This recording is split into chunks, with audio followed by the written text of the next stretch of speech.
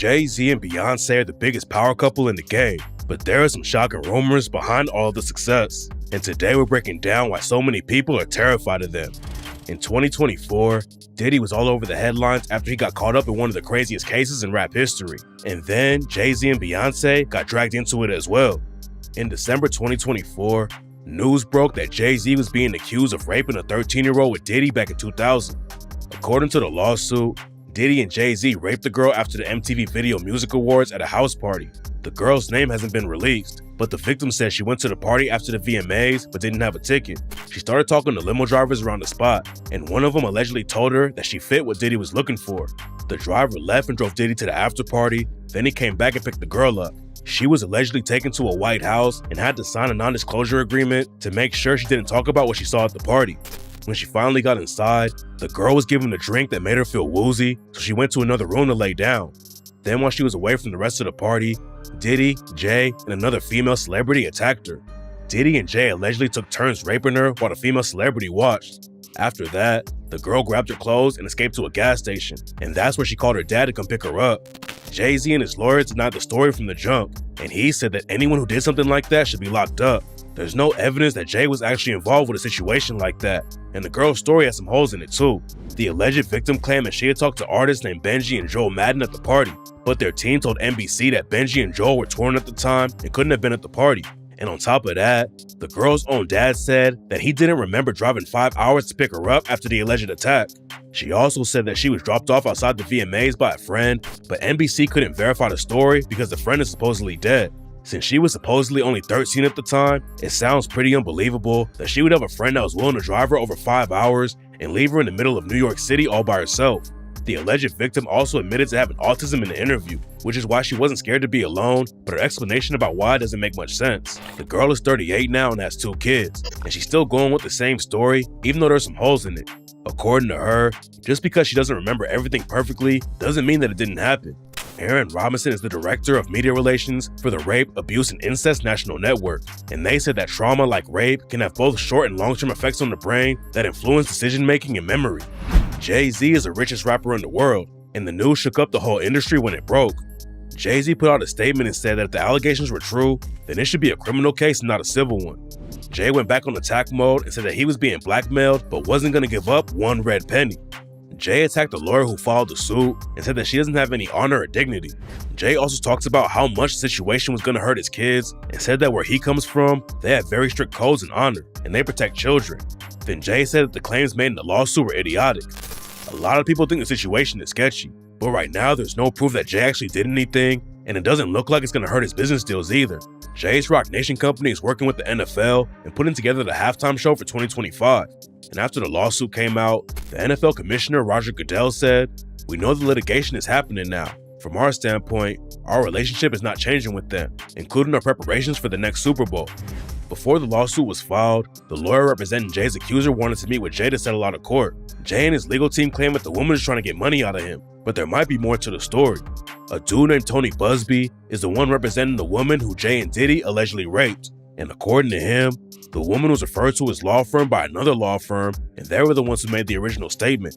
After the woman came to Tony Busby's law firm, 4 different people at Busby's firm interviewed the woman and checked details about her statement. They ran a background check on her too and hired an investigator who was allegedly able to confirm some of the details in the woman's story about being attacked by Diddy and Jay. Tony Busby said he sent a letter to Jay's legal team so they could talk about the statement before it came out to the public. But Jay's lawyer, Alex Spiro, turned the meeting down, even though Tony Busby and the woman allegedly weren't even trying to get any money out of the situation. When the lawsuit was first filed, it only mentioned that Diddy and 2 unnamed celebrities were involved. Then Busby allegedly went to Jay-Z and threatened to reveal that he was one of the unnamed celebrities if Jay-Z didn't pay him off and agreed to settle out of court. When Jay-Z refused to pay, Busby went public with the accusations. Jay-Z's lawyers immediately filed a motion to have the case dismissed and cited Busby's past history of extorting clients as evidence of why the accusations are fake. They specifically named a previous case where Busby was criticized over statements he made about MLB player Scott Erickson. Busby was also behind a lawsuit against NFL player Deshaun Watson after he was accused of sexually assaulting a bunch of different women. So Busby has a history of going after high-profile celebrities with these kinds of lawsuits. Busby recently filed another lawsuit against Jay-Z and Roc Nation, where he accused them of trying to bribe past clients to say bad things about him. Busby says that lawyers hired by Jay-Z pretended to be employees of the state of Texas and offered his clients $10,000 cash to sue Busby's law firm. He says they tried to bribe at least 24 clients, which resulted in 2 fake lawsuits against his firm. Now Tony Busby is being sued for unethical and illegal conduct against one of his former clients, which included giving her an STD. An anonymous woman files a lawsuit against Busby for ignoring his legal rights in her divorce settlement to protect himself from being exposed. The woman says she met Busby online in 2018 and he convinced her to meet up in person for a date, which turned into an overnight stay at a 5-star hotel where they had sex. After the date, the woman found out that she had been infected with an incurable STD, and the doctor confirmed she'd gotten it from Busby.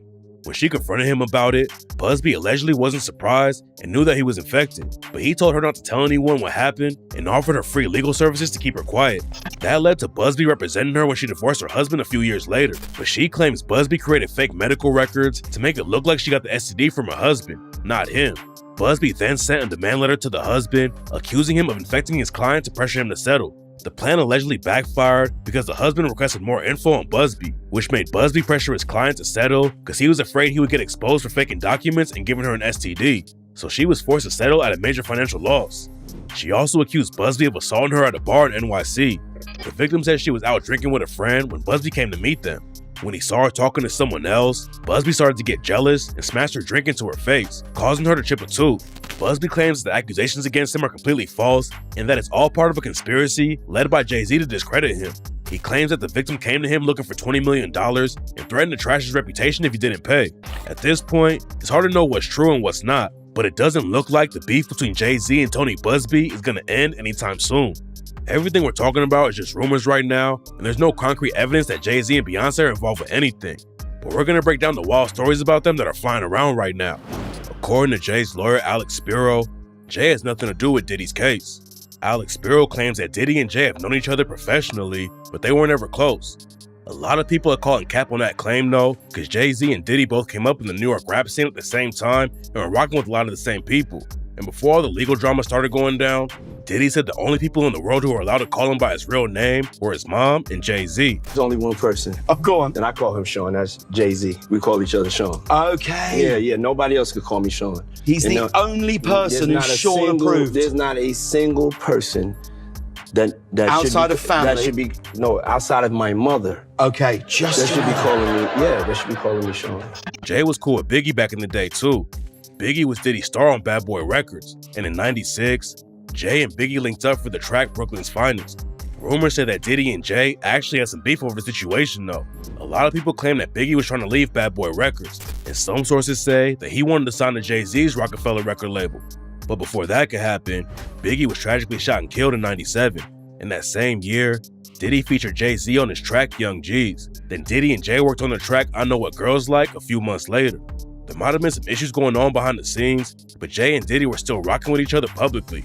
And in 2007, they performed together at Screamfest, and Diddy slapped Jay-Z's ass while they were on stage. And in 2009, Diddy said that Jay-Z flew out of his way to come to Diddy's birthday party. Jay was on tour at the time, but he took a private jet after one of his shows just to come to Diddy's party, and Diddy said, "I was just telling him how much I appreciated it and how much I value our friendship." Then in 2016, Jay was on stage with Diddy at the Family Bad Boy reunion tour, and Diddy said that Jay is the one he calls whenever he gets in trouble. Whenever I get in trouble, this is the one I call. It's my strategist right here. This is my brother. We'll get into how Diddy is connected to the death of Jay-Z's mistress in a second, but people were already saying it was weird how quiet Jay has been about the Diddy situation. After Diddy started getting sued for abuse, Jay-Z disappeared and didn't say anything about it, and 50 Cent even clowned Jay for staying so quiet about everything. And according to a singer named Jaguar Wright, Jay-Z is even worse than Diddy. Jaguar Wright worked with Jay before, but she said that Beyonce and him are a nasty little couple. They're a nasty little couple. They do nasty things. She did an interview with Piers Morgan and said that she has 3 victims that are ready to testify against Jay-Z and Beyonce too. I have 3 victims right now who are willing to give testimony about not only what Mr. Carter has done to them, but his wife as well. Piers Morgan has a huge platform, and nobody knew Jaguar Wright was gonna come on the show and drop bombs like that. Jaguar didn't give any evidence to prove what she was saying, so Piers Morgan ended up having to delete the interview from his show and send an apology to Jay-Z and Beyonce. Well, last week I interviewed Jaguar Wright, a singer-songwriter who's made claims about Diddy for years. Well, Jaguar Wright unexpectedly made several serious allegations about Jay-Z and Beyonce during that interview. As I said in the moment, they were not present to respond or defend themselves, but now they have. Their lawyers contacted us to say that those claims were totally false and have no basis in fact, and we've therefore complied with the legal request to cut them from the original interview. Editing interviews is not something we do lightly at a show called Uncensored. But, like the proverbial cries of fire in a crowded theatre, there are legal limits on us too. And we apologise to Jay-Z and Beyonce. Jaguar Wright also made a crazy claim that Jay-Z and Beyonce were involved with the death of Aaliyah. People on planes while they're unconscious, just like Aaliyah got on that plane. Unconscious. There's a lot of things that people don't want to talk about.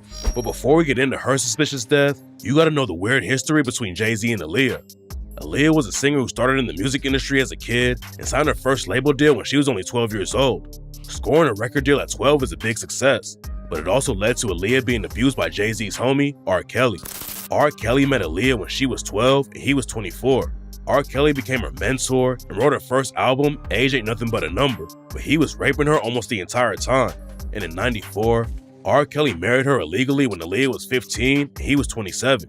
R. Kelly's tour manager testified that he bribed a government worker $500 to get Aaliyah a fake ID so R. Kelly could marry her, and prosecutors said R. Kelly wanted to marry her so he wouldn't get booked for having sex with a minor. Everyone found out about the illegal marriage later on, and Aaliyah completely cut R. Kelly out of her life after the marriage was reversed. People knew that R. Kelly was creeping on minors, but Jay-Z stayed cool with him and they released 2 albums together. After Aaliyah and R. Kelly weren't together anymore, Jay allegedly tried to hook up with her too, but Aaliyah started dating Jay's homie, Dame Dash, instead. Dame and Jay came up in the rap game together and started Rockefeller Records with their homie Biggs. Jay and Dame were like brothers back in the day, and Dame was also Jay's manager. They scored a huge win after they dropped Jay's first album. Then they started signing more artists to Rockefeller and took everything to the next level. While Jay was focused on the music, Dame handled all of the business. And in '99, Dame put together the Hard Knock Life Tour with Jay, DMX, Method Man, Redman, and DJ Clue. It's one of the most legendary rap tours in history, and it made Rockefeller over $18 million in ticket sales. Dame and Jay were taking over the rap game, but it wasn't long before the situation fell apart. Jay was allegedly mad about how Dame was going to give Cameron and Beanie Siegel vice president jobs at the label. A bunch of deals started falling apart too, like an amusement park they wanted to open called Rockefeller Great Adventure, and a movie based on Rockefeller's early days. Dame was also pretty aggressive when it came to business, and he was known for being loud and yelling at people in meetings, so a lot of people in the industry didn't like him. Jay-Z is pretty careful with his image. At a certain point, Jay realized that if he wanted to make it to the top, he had to cut Dame loose, even though Dame was the one who helped him become one of the biggest rappers in the world. Then in 2004, Jay got the job as president and CEO of Def Jam Records. But instead of using the job to help his homie out, Jay snaked Dame and sold 50% of Rockefeller to Def Jam. Most of Rockefeller's biggest artists signed with Jay instead of staying with Dame. The other execs at Rockefeller were allegedly having meetings with artists without Dame knowing about it. So he went to the office and aired everyone out like crazy. For a long time, it looked like Jay-Z and Dame Dash fell out over the business, but rumors say that there's a way darker side of the story. After R. Kelly and Aaliyah broke up, Jay and Aaliyah started seeing each other. Sources claim that Aaliyah and Jay weren't serious about each other, but then Dame Dash got involved too. Dame allegedly started hollering at Aaliyah while she was seeing Jay, and eventually Aaliyah and Dame were actually in a relationship. They kept it low-key, but Dame claims that they were already thinking about getting married. But then in 2001, Aaliyah was tragically killed in a suspicious plane crash. Aaliyah was in the Bahamas shooting a music video and was supposed to fly back to Florida. According to rumors, Aaliyah was terrified about getting on the plane though, and somebody in her crew gave her drugs and carried her onto the plane. The plane took off, but as soon as it got in the air, the plane nosedived to the ground and killed everyone. It turns out the plane had way too much weight on it to fly, and the pilot had cocaine and alcohol in his blood when he crashed. Aaliyah's death shocked the whole music game. She was one of the hottest artists in the world and was getting into movies too. She had started Romeo Must Die and Queen of the Damned back to back, and Aaliyah was making music for the soundtracks too. Aaliyah dying like that was wild, but it also opened the door for another star to step in and take her place, Beyonce. Beyonce had been in the industry for a few years already when Aaliyah died. She was in the crew Destiny's Child and had some big hits, but Destiny's Child broke up around the same time that Aaliyah died, and Beyonce became one of the biggest names in the industry right after. For a long time, Beyonce claimed that she met Jay-Z when she was 18 and they started dating when she was 19. Everyone thought the 12-year age gap was kind of weird, but it turns out that Beyonce was lying about when they met. After Jay-Z got sued for raping a 13-year-old with Diddy, photos came out that allegedly proved he was hanging around Beyonce when she was 16. Nobody knows what was really happening with them back then, but there are crazy theories going around that Jay had something to do with Aaliyah's plane crash because she picked Dame over him and he wanted Beyonce to become the biggest star in the game. There's nothing to back the rumors up, but the new photos that came out definitely make Jay's relationship with Beyonce look sketchy. And another thing that makes Jay look even weirder is his alleged relationship with Foxy Brown. Jay apparently met Foxy Brown when she was around 14 and they started working together. Jay and Foxy had a track called Ain't No Nigga that dropped in 96, but sources claim that the track was recorded in 94 when Foxy was 14. Back in the 90s and early 2000s, there were a lot of rumors about Jay hooking up with Foxy Brown when she was still a minor, and Nas even dissed him about it on the track Ether when he rapped, "Foxy got you hot cause you kept your face in her puss. What you think? You getting girls now cause of your looks?" After Jay got sued for allegedly raping a 13-year-old, people started talking about Foxy Brown to him again. But Foxy hopped on social media and said she wasn't gonna help anyone take Jay-Z down.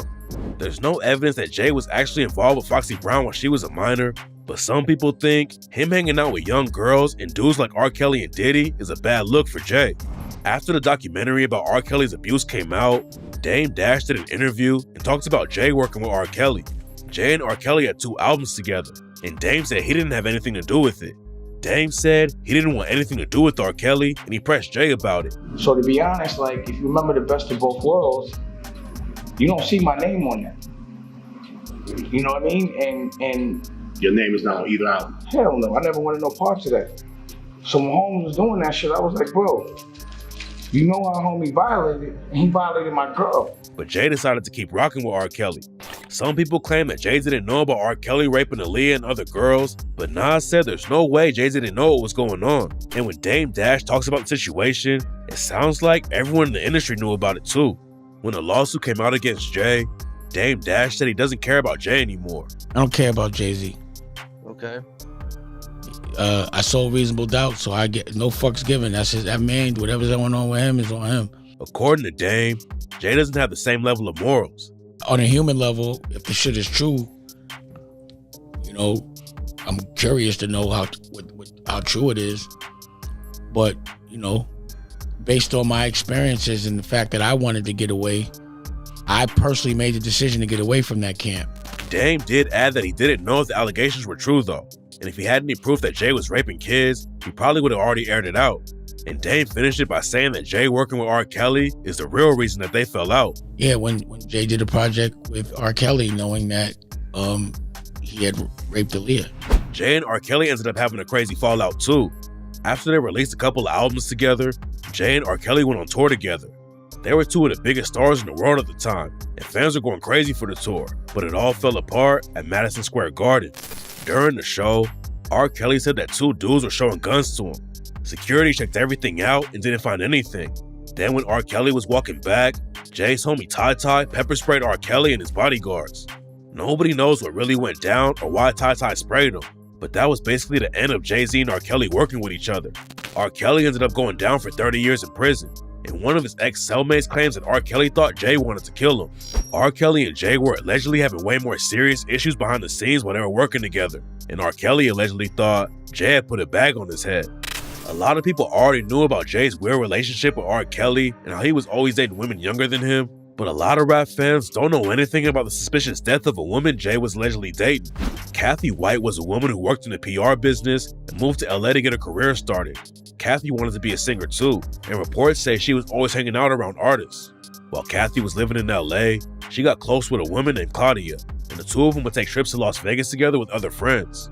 Claudia also had ties to the entertainment industry through people like Marlon Wayans, and around 2009, she tweeted about going to a Jay-Z concert in Vegas with her friends. Then in May 2009, Kathy and Claudia both went to a party at a nightclub in Vegas, and that's when they allegedly met Diddy and Jay-Z. Nobody knows what really happened that night, but a few months later, Kathy's life completely changed because of it. Kathy was just chilling in LA and working on her career, and in 2010, she was planning on moving to New York after she signed some kind of big deal. Kathy didn't have long to celebrate the news though, because a gossip website called Diary of Hollywood Street King put out a story about Kathy having an affair with Jay-Z. Diary of a Hollywood Street King had already written about Kathy's friend Claudia and called her a homewrecker. After the first story about Kathy and Jay-Z allegedly having an affair came out, other sites started reporting on it too, and Kathy was getting harassed by everybody. The situation got so bad that she ended up deleting her social media for a while. Eventually the story died down, but then Diary of a Hollywood Street King wrote a new story about Kathy and Jay-Z and said Kathy's only skill was shaking her cute little ass. The dude who wrote the story claimed that Kathy had to leave LA and move to New York because she got exposed for having an affair with Jay-Z. At least that part of the story was capped though, because Kathy had already planned on going to New York before the rumors broke about her and Jay-Z. Then just around a month after the new article about Kathy White came out, she ended up mysteriously dying out of nowhere. In August 2011, Jay-Z and Beyonce broke the news that they were going to have their first baby together. It was a massive moment that actually broke a record on Twitter for getting the most likes per second. Then just a few days later, Kathy White's friends started tweeting at each other about something serious. And after that, gossip sites confirmed that Kathy had tragically died from a brain aneurysm at just 28 years old. When people found out that Jay's alleged mistress died at the same time as the pregnancy announcement, rumors started flying that he was involved with the situation. There's no concrete proof that Jay had something to do with it, but people pointed out how similar it was to Diddy's ex, Kim Porter, dying. Diddy and Kim Porter started dating way back before Diddy took over the game with Bad Boy Records. They had kids together and were always on and off again. Then in 2018, she suspiciously died out of nowhere. According to reports, Kim got sick with the flu and it turned to pneumonia. Then Diddy allegedly hired a private nurse to take care of Kim, and rumors say that the nurse didn't give Kim the medicine that she needed to get better. Kim tragically died right after she got sick, and rumors have been flying for years that Diddy has something to do with it. Kim's ex Albie Shore claims there's more to the story, and Donald Trump Jr. told DJ Academics, my ex-wife actually she was a model in New York, and she was really good friends with Kim Porter, who was Diddy's wife, the one who died at 47 from pneumonia. And I was like, that's what they when said. that happened, she called me, and this was a couple years ago now, maybe not even, a couple years ago, and she called me like, something's up with that. I go, what do you mean? She's like, oh dude, Kim used to tell me like it was a bad, like there's a lot of weird shit that I didn't even know that, but they were like, they'd do photo shoots together or whatever. They were sort of friendly. Like they'd hang out. Like we'd see them out downtown, and I'd hang out with her. Not so much with Dad. I think it was already sort of over there, but she was really afraid of him. The whole situation was really sketchy, and some people think that Jay and Diddy were both involved with getting people killed, even though there's no concrete evidence that ties them to anything. But it's not just random people who think Jay has killers on the payroll. Back in 2016, Kanye West was on tour, and he asked Jay-Z to call him instead of killing him. Jay-Z called me. Hey, Mark, Jay-Z, I know you got killers. Please don't send them at my head. Just call me. Ye was kind of going off the deep end and was put into a psychiatric hold around the same time. A woman named Liz Crokin also thinks that Kanye was actually afraid of Jay-Z though. She said that when Kanye was talking about Jay-Z having killers, he was talking about the people who killed Kathy White. There's no evidence that Kathy was actually murdered, but Jaguar Wright claims that Kathy was murdered by a woman and that Diddy has a video of it. Kathy White's true killer is going to be unveiled. And it's not a man. Show him the tape, Diddy, you got it. Liz Crokin wrote a whole article about Kathy's death, and she claims that Beyonce and Jay-Z had her killed because she was about to go public with her story about the affair. Liz Crokin and Jaguar Wright definitely aren't the most reliable sources, but there's a lot of weird things about the Kathy White situation. And now, people are connecting Beyonce's lyrics to the situation too, like on her track Daughter, where she said, "Your body laid out on these filthy floors, your bloodstains on my custom coutures. Bathroom attendant let me right in. She was a big fan. I really try to stay cool, but your arrogance disturbed my solitude. Now I ripped your dress and you're all black and blue. Look what you made me do." There have also been rumors about Jay-Z and Beyonce being part of the Illuminati for years. A lot of it started because of Jay always throwing up a diamond hand sign. The sign is supposed to represent Rockefeller, but some people think it's actually an Illuminati triangle. And according to Kanye, Jay is being controlled by the elites. They can control Jay-Z and Beyonce. But not you, man. But they can't control me. The rumors were so popular that Jay-Z and Beyonce both talks about it in music. Like on the track Freemason, when Jay raps, "Niggas couldn't do nothing with me. They put the devil on me. I'd have preferred niggas to squeeze the metal on me. Rumors of Lucifer, I don't know who to trust. Whole world want my demise. Turn the music up." And on the track Formation, Beyonce said, "Y'all haters corny with that Illuminati mess." And in 2018, Beyonce's ex-drummer, Kimberly Thompson, filed a restraining order against Beyonce because Beyonce was doing magic spells of sexual molestation. According to the paperwork, Beyonce was doing extreme witchcraft and murdered her pet kitten. There's also a weird trend where other artists thank Beyonce whenever they win awards. My artist of my life is Beyonce, and this album for me, the Lemonade album, was just so monumental. Beyonce, it was so monumental. They could just be giving Beyonce her flowers because she's had so much success in the industry. But some people think there's a darker side to the situation.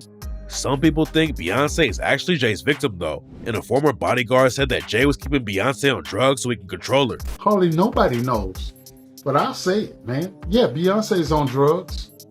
She been on them for a long time, and you keep her that way.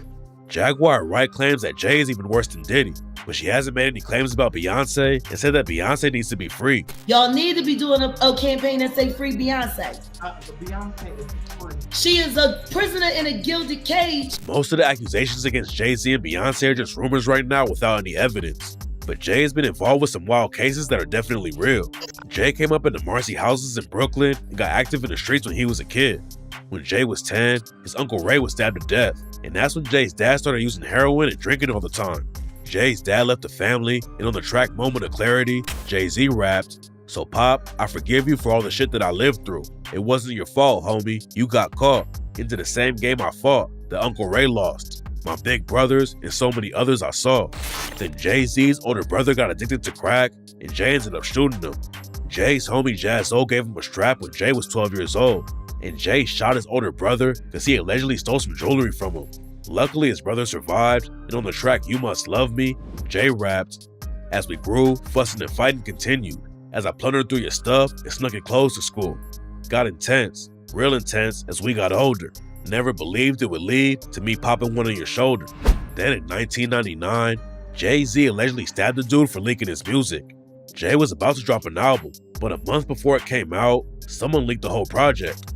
Jay heard that a dude named Lance Rivera was the one who leaked the album, and the situation popped off when they ran into each other at another release party.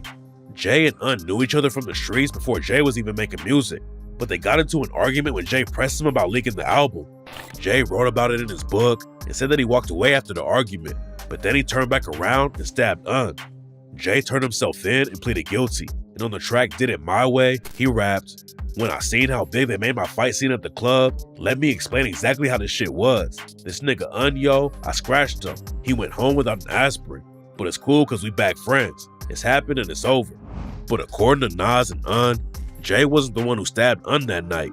On the track Ether, Nas claimed that Jay took the fall for someone else and rapped, "And your man stabbed Un and made you take the blame." And in 2023, Un told DJ Vlad that Jay-Z isn't the one who stabs him at the party. Jay-Z was not the guy who actually stabbed me that night. Un isn't the only dude that Jay allegedly stabbed though. Back in the day, Jay was really tight with a dude named Calvin Klein Bacote. And in '89, Klein and Jay allegedly got into a fight at a party and ended up getting hit with attempted murder charges. Klein allegedly paid the dude who was pressing charges $50K to drop the case against Jay, but Klein still ended up getting 4 years in prison. At the end of the day, most of the theories about Jay-Z and Beyonce don't have any evidence, but there are definitely some sketchy things about their relationship and a lot of the people around them. But if Jay is actually involved with the Diddy situation, we'll have real proof about it when the case goes to trial.